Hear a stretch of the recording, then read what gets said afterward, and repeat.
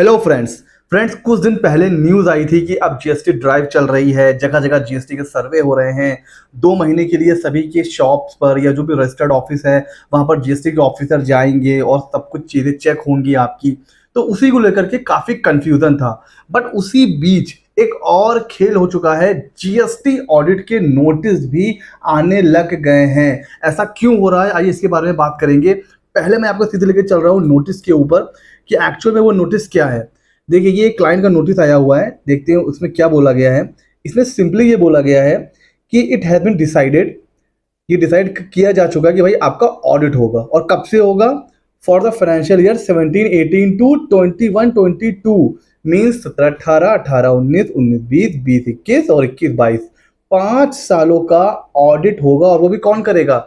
ये डिपार्टमेंट का जो ऑडिट का नोटिस आते हैं इसमें डिपार्टमेंट के ऑफिसर ही आपका ऑडिट करते हैं। तो इसमें ये बोला गया है कि भाई डिपार्टमेंट की तरफ से आपका ऑडिट किया जाएगा। अब हमें क्या करना है?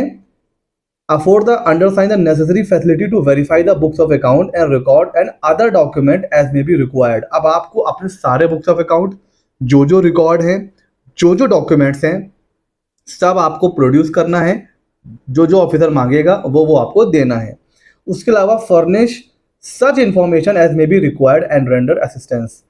जब भी ऑफिसर आपके पास आएगा ऑडिट करने, आप वो जो इंफॉर्मेशन मांगेगा आपको देनी है और उसको पूरी तरीके से आपको हेल्प करना है। आप मना नहीं कर सकते हैं, आप डिनाई नहीं कर सकते हैं कि भाई मैं अपना बुक्स ऑफ अकाउंट ऑडिट नहीं करवाऊंगा। ठीक है।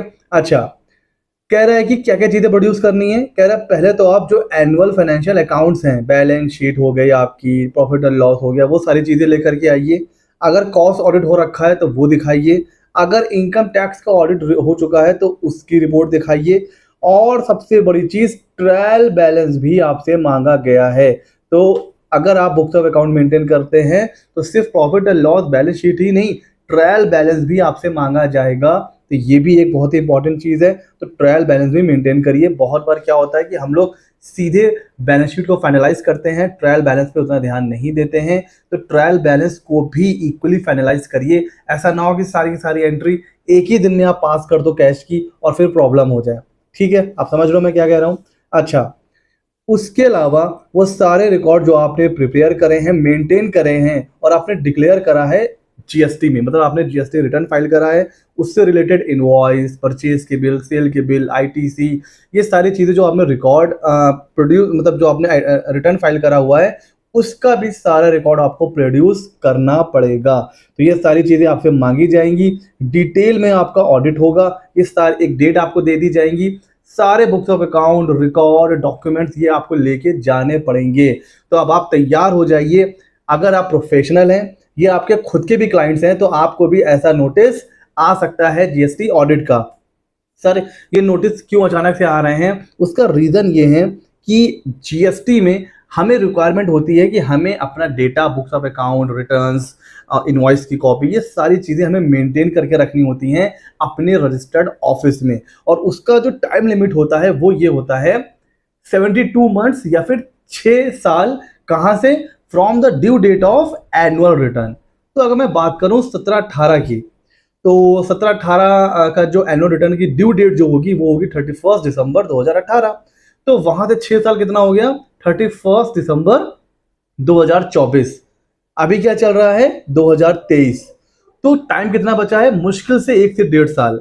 तो अब उसके बाद तो बुक्स ऑफ अकाउंट मेंटेन करना मैंडेटरी नहीं है जीएसटी में। तो अब आप देखोगे ना, उससे पहले आपको ऑडिट के नोटिस, स्क्रूटनी के नोटिस, वेरिफिकेशन के नोटिस, आप बहुत बड़ी, बहुत हाई नंबर में आपको नोटिस देखने को मिलेंगे। बिकॉज डिपार्टमेंट को पता है कि 6 साल से ऊपर रिकॉर्ड मेंटेन करना मैंडेटरी है नहीं। अगर उसने 6 साल के बाद नोटिस भेजा भी तो एसएससी क्या बोलेगा कि भाई मेरे पास तो रिकॉर्ड है ही नहीं। तो चाह के भी डिपार्टमेंट कुछ कर नहीं पाएगा। तो अब जब जीएसटी आया है, वहां से 6 साल कंप्लीट होने वाले हैं। क्योंकि 6 साल कंप्लीट होने वाले हैं तो अब आप देखोगे कि एटलीस्ट 17-18 के तो बहुत नोटिस आएंगे, बिकॉज उसका टाइम लिमिट खत्म होने वाला है।